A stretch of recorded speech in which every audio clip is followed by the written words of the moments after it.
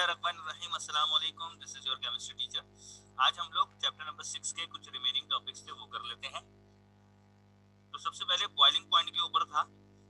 आरफा, जरा boiling point की definition बताएं please. The temperature at which liquid start Converting into gas is called boiling point. Is called boiling point. Boiling point. तो basically boiling point असल में उस temperature का नाम है, ठीक है, जिसमें लिक्विड मुकम्मल तौर पर गैस बन जाए या बनना शुरू हो। बनना शुरू हो। शाबाश। एग्जाम्पल हम लेते हैं, boiling point of water is 100 degree Celsius. कोई बताएगा 100 डिग्री सेल्सियस के बाद क्या होगा, या 100 डिग्री पे क्या होना शुरू हो जाएगा? वाटर बॉयल होना शुरू हो जाएगा, वाटर वेपर के शक्ल में आ जाएगा। शाबाश। 100 डिग्री से ऊपर जब चला जाएगा तो पानी गैस बनना शुरू हो जाएगा, ठीक है।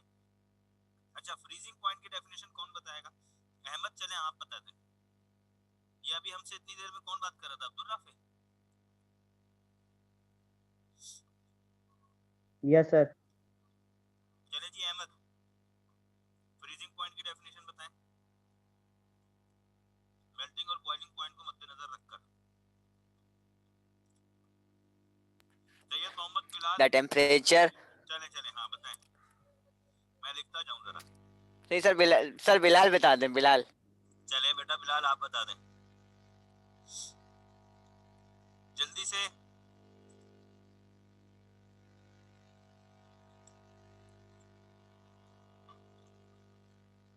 अहमद आप ही बता दें बेटा।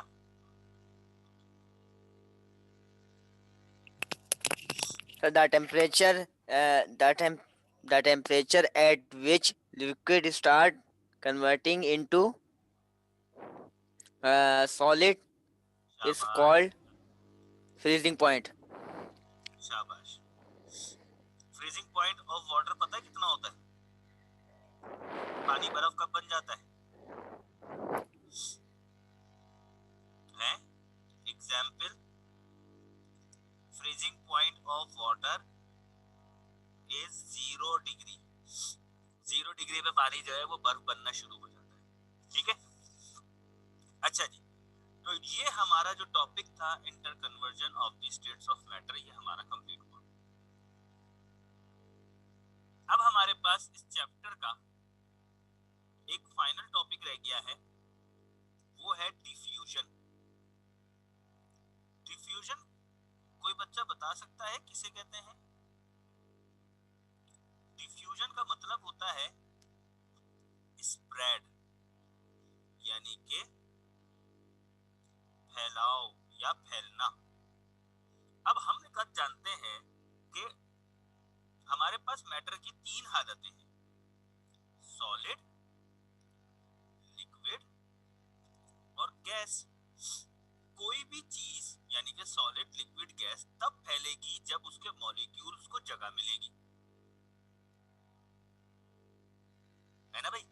भाई लेट सपोज आप एक जगह, एक कमरे में बैठे हुए हैं, आप पैर फैला के लेट सकते हैं, हाथ फैला के आप आराम से लेट सकते हैं, अगर आपके कमरे में स्पेस है तो। अब मुझे एक बात बताएं, आप एक रिक्शा की सीट पे बैठे हैं, बराबर में 2 लोग और बैठे हैं, अब बताएं पैर फैला के लेट सकते हैं, हाथ फैला के लेट सकते हैं रिक्शा की सीट पे या नहीं?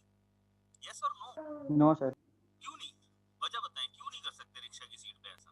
सर जगह नहीं है। जगह नहीं है। लेकिन आप अपने अगर बेड पे लेटे हुए हो और फुल साइज बेड है और आप अकेले हैं बेड पे, तब आप ऐसा कर सकते हैं? Yes sir. क्यों कर सकते हैं? उनके साथ जगह होगी। जगह होती है। इसका मतलब ये है कि डिफ्यूजन के लिए मॉलिक्यूल्स को फैलना पड़ेगा और फैलने के लिए मॉलिक्यूल्स को जगह चाहिए, ठीक है। अब जल्दी से बताएं, हम लोगों ने इससे पहले तीनों मैटर की स्टेट्स की क्वालिटिज्म पढ़ चुके हैं। क्या सॉलिड के मॉलिक्यूल्स में जगह होती है, यस और नो? No sir. तो क्या सॉलिड डिफ्यूज हो सकता है? नो। नहीं। तो हम कह देते हैं solid can not be diffuse. Diffusion solid में पॉसिबल नहीं है, क्योंकि मॉलिक्यूल्स के पास जगह ही नहीं होती, तो मॉलिक्यूल फैल ही नहीं सकते। हाँ, अब पता है क्या लिक्विड के पास जगह होती है मॉलिक्यूल्स की? Yes sir. ज्यादा यस होती सर, है, कम होती है? कम सर होती है। कम होती है। मैं लिख देता हूँ लो स्पेस बिटवीन दी मॉलिक्यूल। तो जल्दी से बताएं, डिफ्यूजन हो सकती है या नहीं? नो, नहीं हो सकती। नहीं हो सकती, हो सकती है। हो सकती है। डिफ्यूजन हो सकती है, पॉसिबल, बट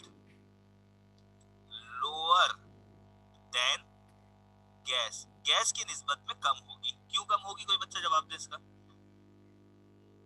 क्योंकि क्योंकि सर गैस के गैस के पार्टिकल्स मॉलिक्यूल दूर होते फ्रीली हैं। मूव करते हैं। शाबाश। अब बताएं, गैस में स्पेस होती है? होती है sir. Yes. Yes sir. Between the molecule, तो गैस में डिफ्यूजन होगी। Yes sir. Yes sir. और लिक्विड से ज्यादा होगी, कम होगी? ज्यादा होगी। ज्यादा होती। इसलिए हम कहते हैं डिफ्यूजन, गैस के अंदर डिफ्यूजन का रेट हाई होता है। नोट लिख लें, ये एमसीक्यू या रीजन में पूछ सकते हैं। Rate of diffusion is high in gas rather than liquid. सही है भाई, लिक्विड से ज्यादा गैस में हाई होता है। चले भाई, ये बात तो समझ में आ गई। डिफ्यूजन का मतलब होता है फैलाव, और डिफ्यूजन सॉलिड में तो हो नहीं सकती, लिक्विड में होती है लेकिन कम, क्योंकि उसके मॉलिक्यूल्स के दरमियान स्पेस भी कम होती है। ठीक है। और गैस के अंदर डिफ्यूजन का रेट बहुत ज्यादा होता है। अब क्यों ज्यादा होता है? क्योंकि गैस के जो मॉलिक्यूल्स हैं वो आपस में एक दूसरे से बहुत दूर दूर होते हैं, तो लाजमी बात है उनको फैलने के लिए जगह भी ज्यादा मिलेगी। ठीक है। अब एक और बात कि कोई भी चीज फैलती जो है वो फैलती है, rate of diffusion is depend upon molecular mass. वजन के ऊपर डिपेंड करता है। जैसे मिसाल के तौर पे एक परिंदा है, वो बहुत मोटा ताजा है, और एक परिंदा है जो बहुत हल्का है।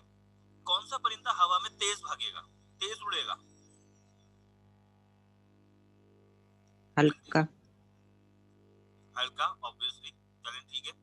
एक तरफ मैं कहता हूं कि एक कागज है और बराबर में एक पत्थर है। ठीक है, हवा बहुत तेज चल रही है, तो कौन सी चीज है जो ज्यादा तेजी से उड़ेगी? कागज। क्यों? क्योंकि सर उसका वेट कम है। शाबाश। तो डिफ्यूजन डिपेंड करती है वेट के ऊपर।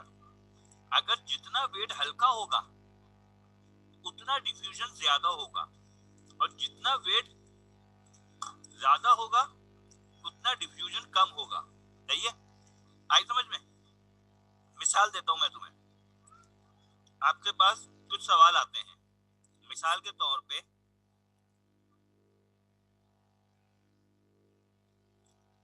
CH4 आपके पास एक गैस है, एक आपके पास हाइड्रोजन गैस है, एक आपके पास क्लोरीन गैस है, एक आपके पास नाइट्रोजन गैस है, एक आपके पास अमोनिया गैस है। आपसे सवाल पूछा जाता है कि विच गैस मूव्स फास्टर। अब इतना तो पता है कि सारी गैस है, गैस तो तेज होती है बनिस्बत लिक्विड के। चलें एक और चीज करते हैं, एक हम लिख देते हैं H2O लिक्विड। सबसे पहले तो बताएं सबसे स्लो कौन होगा इन पांचों में? H2O। 2, 3, 4, 5, 6। सबसे स्लो डिफ्यूजन किसकी होगी? 6। चले भाई, यानी कि आप ये कहते हैं फास्ट और स्लो। आप कहते हैं H2O की स्लो होगी। क्यों कहते हैं? क्योंकि सर ये लिक्विड है।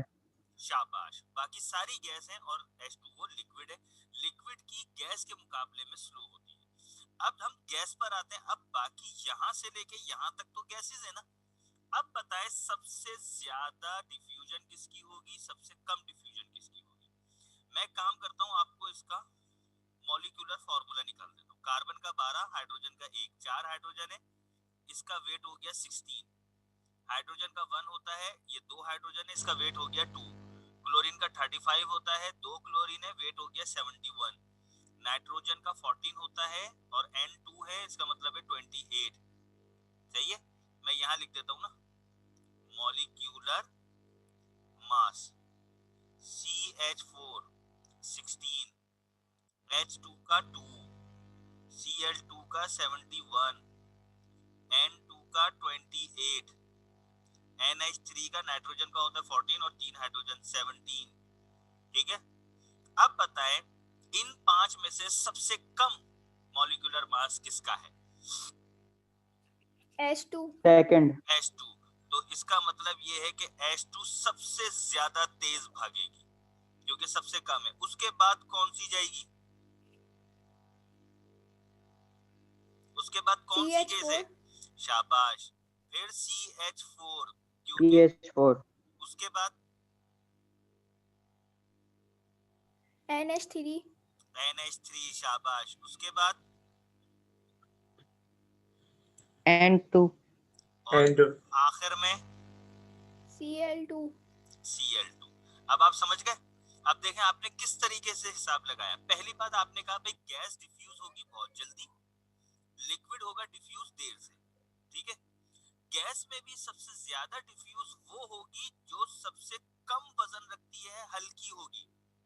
जो जितना हल्का वो उतना फुर्तीला, जो जितना मोटा वो उतना सुस्त। ऐसा है नहीं है, है ना भाई? जो जितना हल्का वो उतना फुर्तीला, जो जितना मोटा वो उतना सुस्त। तो बिल्कुल इसी तरीके से हाइड्रोजन चूंकि सबसे हल्का वजन है तो सबसे तेज डिफ्यूज होगी। उसके बाद आप देखें बाकी में CH4 सबसे हल्का था तो फिर CH4, फिर NH3 सबसे हल्का था और सबसे भारी Cl था, तो सबसे आखिर में यानी कि सबसे देर से इन गैसेस में डिफ्यूज क्लोरीन होगी due to their heavy molecular mass. ठीक है, तो ये तो हमारा यहाँ पर चैप्टर नंबर 6 है जो हमारा दी एंड हुआ। अच्छा, रेट ऑफ डिफ्यूजन और इन गैस और इन लिक्विड, इसकी एग्जांपल आप इस तरह देखें। आप एक शीशे का गिलास लें, उसमें आप पानी भरें। पानी क्या होता है? सॉलिड, लिक्विड और गैस। लिक्विड। लिक्विड। उस शीशे के गिलास में जिसमें आपने पानी भर के रखा है उसमें एक ड्रॉप ब्लू इंक का डालें। अब बताएं ब्लू इंक क्या है, सॉलिड, लिक्विड या गैस? लिक्विड।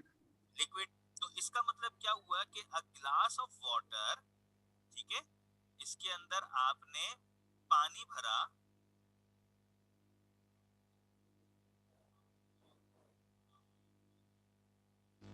एक ये आया, आपने इसके अंदर पानी भरा, ये क्या था? ये एक लिक्विड था और आपने एक ड्रॉप ब्लू इंक का डाल दिया। ब्लू इंक भी लिक्विड है ना भाई?